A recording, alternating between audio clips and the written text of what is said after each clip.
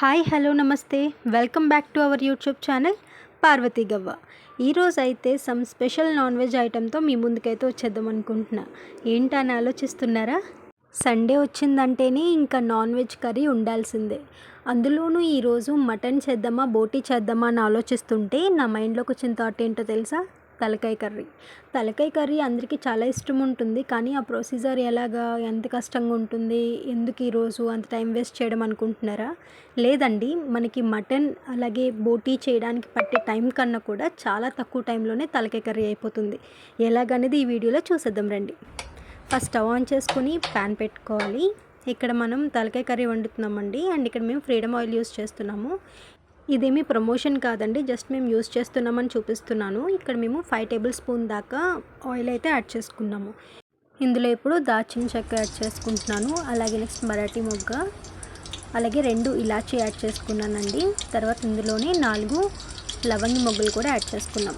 Next ఇందులోనే బిర్యానీ ఆకు చిన్నది యాడ్ చేసుకుంటున్నాను. సో ఇవి బాగా వేగిన తర్వాత కరివేపాకు యాడ్ చేసుకుంటున్నాను. ఇది 3 రెమ్మల దాకా ఉంటుంది. సో కరివేపాకు కూడా బాగా ఫ్రై అయ్యాక ఇక్కడ మేము ఉల్లిపాయ పేస్ట్ అండి, ఒక 6 ఆనియన్స్, చాలా చిన్న ఆనియన్స్ తీసుకున్నాను నేను. సో 6 ఆనియన్స్ పేస్ట్ చేసి పెట్టుకున్నాను. సో ఇది కూడా ఇందులో వేసి బాగా ఫ్రై చేసుకోవాలి.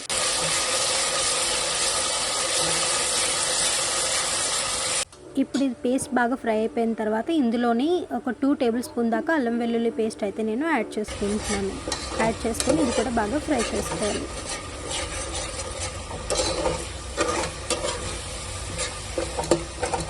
నెక్స్ట్ ఇందులో 1 టేబుల్ స్పూన్ దాకా పసుపు యాడ్ చేసుకుని ఇప్పుడు కూడా బాగా ఫ్రై చేసుకోవాలి. పసుపులో ఉండే పచ్చి స్మెల్ అంతా పోవాలి. అలాగే మనం ముందు ఆనియన్ పేస్ట్ అలాగే అల్లం వెల్లుల్లి పేస్ట్ వేసినప్పుడు కూడా పచ్చి స్మెల్ పోయేంత వరకు మనం బాగా ఫ్రై చేసుకున్నాం. కర్రీ ఫ్రై అయ్యేలోపు ఒక టిప్ చెప్పేసుకుందామా? ఈరోజు టిప్ ఏంటంటే, మనం నిమ్మరసం పిండుతాం కదండి. సో అలా నిమ్మకాయ కట్ చేసి వెంటనే నిమ్మరసం పిండితే మనకి తక్కువ రసం వచ్చినట్టు అనిపిస్తుంది. అలా కాకుండా ఏదైతే నిమ్మకాయ మనం పిండి రసం తీయాలనుకుంటామో దాన్ని ఒక 10 సెకండ్లు గోరువెచ్చని నీటిలో నానబెట్టి ఆ తర్వాత కట్ చేసి మనం రసం పిండినట్లయితే మనకి ఎక్కువ నిమ్మరసం అయితే వస్తుంది. ఈ టిప్ మీకు హెల్ప్ అవుతుంది అనుకుంటున్నాను. Please try it once, and మీకు ఎలా హెల్ప్ అయిందో కూడా నాకు కమెంట్ సెక్షన్లో పిన్ చేసేయండి. ఇప్పుడైతే కర్రీలో మనం ఒక 6 పచ్చిమిర్చి అయితే పొడుగ్గా కట్ చేసుకొని ఇలా వేసుకుంటున్నామండి. పచ్చిమిర్చి మనకి ఎక్కువే ఉండాలి. తర్వాత ఒక 3 మీడియం సైజ్ టమాటోస్ని ఇలా పేస్ట్ చేసుకుని యాడ్ చేసుకుంటున్నాము. అలాగే టమాటాలో ఉండే పచ్చి స్మెల్ పోయేంత వరకు కూడా మనమైతే ఫ్రై చేసుకోవాల్సి ఉంటుంది. తలకాయ కర్రీ మనకి కారంగా ఉంటేనే బాగుంటుందండి. సో అందుకని నేను పచ్చిమిర్చి 6 వరకు అయితే యాడ్ చేసుకున్నాను. సో ఇక్కడ చూసారు కదా, మనకు ఆయిల్ అయితే పైకి తేలుతుంది. సో టమాటాలు బాగా ఫ్రై అయిపోయినట్టే. మన వీడియోస్ చాలామంది చూస్తున్నారండి, కానీ ఛానల్ అయితే సబ్స్క్రైబ్ చేసుకోవట్లేదు. ఛానల్ని సబ్స్క్రైబ్ చేసుకొని రిమైనింగ్ వీడియోస్ కూడా చూడండి, మీ అందరికీ చాలా బాగా నచ్చుతాయి. సో నెక్స్ట్ ఇందులో మనం 1 టేబుల్ స్పూన్ దాకా సాల్ట్ అలాగే 2 టేబుల్ స్పూన్ దాకా కారం అయితే యాడ్ చేసుకుంటున్నామండి. సో తలకాయ కర్రీకి కారం ఎక్కువే ఉండాలి. ఒకవేళ మీరు స్పైసీనెస్ తక్కువ ఉండాలనుకుంటే 1 టేబుల్ స్పూన్ దాకా యాడ్ చేసుకోండి. సో ఇక్కడ మనకి కారం కూడా యాడ్ చేసుకున్నాక బాగా ఫ్రై చేసుకోవాలి. సో ఇక్కడ మేము తలకాయ మాంసం తీసుకున్నాం కదండి, ఇది మేము 3/4 కేజీ అయితే తీసుకొని బాగా క్లీన్ చేసి పెట్టుకున్నాం అనమాట. సో ఇప్పుడు దీన్ని మనం కర్రీలోకి యాడ్ చేసుకుంటున్నాము. ఇప్పుడు మనం బాగా కలుపుకోవాలండి, అంటే అడిగిన మసాలా ఉంది కదా అదంతా కూడా ముక్కలకి బాగా పట్టేలాగా బాగా కలుపుకోవాలి. అండ్ తలకాయ మాంసం కాబట్టి గట్టిగానే ఉంటుందండి. సో మనం ఫాస్ట్గా కలిపినా కూడా పీసెస్ అయితే ఏం అవ్వవు. సో ఫాస్ట్గా కలుపుకొని ప్రతి పీస్కి కూడా మసాలా పట్టేలాగా చాలా నీట్గా కలుపుకోవాలి. అండ్ మెయిన్గా ఏంటంటే తలకాయ మాంసం కొంచెం ఎక్కువగా మగ్గాల్సి ఉంటుందండి. సో దానికోసమే ఎక్కువసేపు అయితే కలుపుతున్నాను. అంటే ఎవ్రీ పీస్కి కూడా మసాలా పట్టేలాగా వీడియోలో చూపిస్తున్నట్టుగా కలుపుకోండి, మీకు కూడా చాలా బాగా వస్తుంది. సో ఇక్కడ మనకి ప్రతి పీస్ కూడా బాగా కనిపిస్తుంది కదండి, వీడియోలో చూస్తున్నట్టుగా చాలా రెడ్డిష్గా కనిపిస్తుంది. సో ఇలా వస్తే మనకి కారం సరిపోయినట్టు. సో కారం కనిపించట్లేదు, కొంచెం ఎల్లోగా కనిపిస్తుంది అంటే కారం యాడ్ చేసుకోండి. తలకాయ కర్రీకి కారం ఉండాలి. సో ఇక్కడ మనం ఫ్లేమ్ని మీడియం ఫ్లేమ్కి అడ్జస్ట్ చేసుకుని మూత పెట్టుకుని ఒక 10 మినిట్స్ అయితే కవర్ చేసుకోండి. 10 మినిట్స్ తర్వాత 1 టేబుల్ స్పూన్ ధనియాల పొడి, 2 టేబుల్ స్పూన్ మటన్ మసాలా ఈ కర్రీలోకి యాడ్ చేసుకోవాలండి. యాడ్ చేసుకుని బాగా ఫ్రై చేసుకోవాలి. చూసారు కదా, మనకి కర్రీ అంతా కూడా చాలా బాగా కనిపిస్తుంది. అండ్ మనకి మసాలా అంతా కూడా బాగా కుక్ అయిందండి. ప్రతి పీస్ కూడా చాలా సాఫ్ట్గా అయితే అయ్యింది. మీకు వీడియోలో కనిపిస్తున్నట్టుగా రెడ్డిష్గానే కనిపించాలి. మళ్ళీ చెప్తున్నాను, తలకాయ కర్రీకి ఎంత కారం ఉంటే అంత బాగుంటుంది. తర్వాత ఇక్కడ మనకి చూస్తున్నారు కదండి, పీసెస్ అన్నీ కూడా చాలా బాగా కుక్ అయ్యాయి. సో ఇందులో మనం కొత్తిమీర కూడా ఇక్కడే యాడ్ చేసుకోవచ్చండి. అంటే మీరు కొత్తిమీరని 2 పార్ట్స్గా తీసుకోండి. ఒక పార్ట్ కొత్తిమీర ఇక్కడ యాడ్ చేసుకోండి అండ్ ఇంకొక కొంచెం ఉంచుకొని అది లాస్ట్లో యాడ్ చేసుకోండి. సో ఇక్కడ మనకి ప్రతి పీస్ కూడా బాగా కుక్ అవ్వడం కోసం ఏం చేస్తామంటే మూత పెట్టి ఇంకొక 10 మినిట్స్ అయితే ఉంచుతాం. A few moments later. ఒక 10 మినిట్స్ తర్వాత చూస్తే ఇక్కడ మనకి మసాలా అంతా కూడా బాగా కుక్ అయిందండి. పీస్కి అంతటికి కూడా, అంటే అన్ని పీసెస్కి కూడా మసాలా అయితే బాగా పట్టింది. సో ఇప్పుడు ఇందులో మనం చిన్న నిమ్మకాయ సైజు చింతపండు తీసుకుని దాన్ని రసాన్ని అయితే యాడ్ చేయాలి.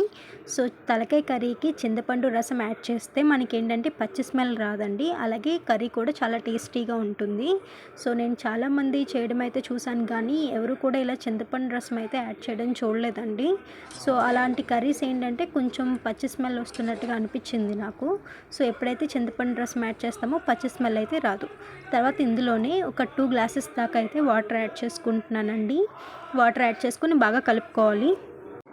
ఇప్పుడు మనం వాటర్ యాడ్ చేశాక అలాగే నెక్స్ట్ మనం చింతపండు రసం కూడా యాడ్ చేసాం కదండి. వాటర్ అనేది ఇలా ముక్కలు జస్ట్ ములిగేంత వరకు, అంటే మరీ ఎక్కువ కూడా వేయకూడదండి. జస్ట్ మనకి ముక్కలు పైన కనిపిస్తూ ఉండాలి మనం వేసే వాటర్ లెవెల్కి. ఇలా వేసి ఇప్పుడు మనం దీన్ని మూత పెట్టి కవర్ చేసుకోవాలి. ఒక 10 మినిట్స్ అయితే పడుతుందండి బాగా కుక్ అవ్వడానికి. ఒక 2 or 3 విజిల్స్ సరిపోతాయి.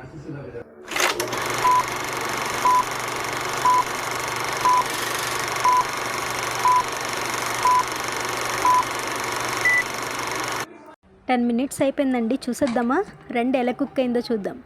ఒక 10 మినిట్స్ తర్వాత మూత తీసి చూస్తే చూసారు కదా ఎంత పర్ఫెక్ట్గా కుక్ అయిందో. మనకి వాటర్ అంతా కూడా కనిపిస్తుంది. తలకాయ కర్రీకి ముఖ్యంగా మనం గుర్తుపెట్టుకోవాల్సింది ఏంటంటే మనకి కర్రీ అనేది మరీ దగ్గరకు అయిపోకూడదండి. ఇలా వాటరీగానే ఉండాలి.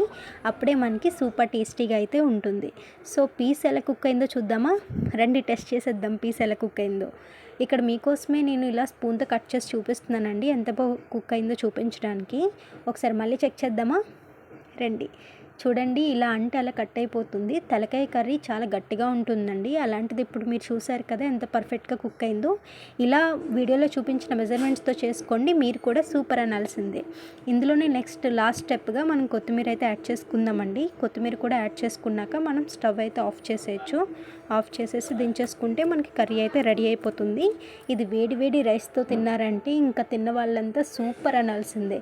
ఇంకా మీకు 100కి 100 మార్క్స్ వచ్చేస్తాయి.